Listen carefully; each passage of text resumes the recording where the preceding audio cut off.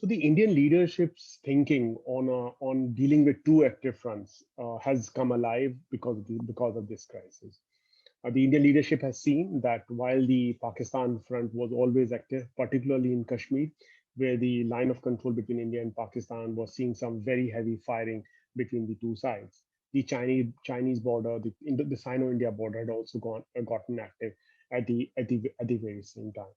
This crisis or this challenge of two hot borders saw India go into some kind of back channel engagement with Pakistan, which led to peace on the Indo-Pak border. That is on the line of control, where the ceasefire between the two sides was reiterated, and the firing has stopped since end February.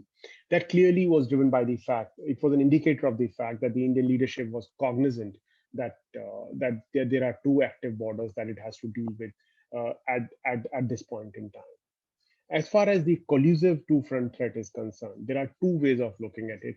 Many Indian thinkers and analysts believe that the Pakistani threat in such a scenario is is a is a subset of the larger Chinese problem. That the Pakistan, as an ally of the Chinese, and rather as a lackey of the Chinese, would be willing to follow whatever the Chinese would ask them. But that did not come true during this crisis. So that remains challenged to a degree. The Pakistani forces did not mobilize towards their borders to put pressure on India or to support the Chinese, and this has been acknowledged by the Indian military leadership.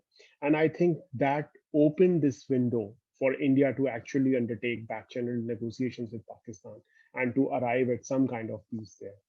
India is India is economically and militarily incapable of dealing with a two-front threat at the same time. It will have to find a way to manage one of the fronts. And with China being the larger, bigger strategic threat, the only front in which it can have peace, despite the current political climate in India being so anti-Pakistan and so being so Hindu nationalist, it would have to find a way to deal with Pakistan. And I think that seems to be the thinking which has emerged out of the lessons learned from the current crisis by the Indian political and military leadership. If you enjoyed this video and want to learn more about the Eastern Ladakh crisis, please check out the other videos in our exclusive interview series here on our YouTube channel and visit stratlearning.org to enroll for free in Deterrence in Southern Asia.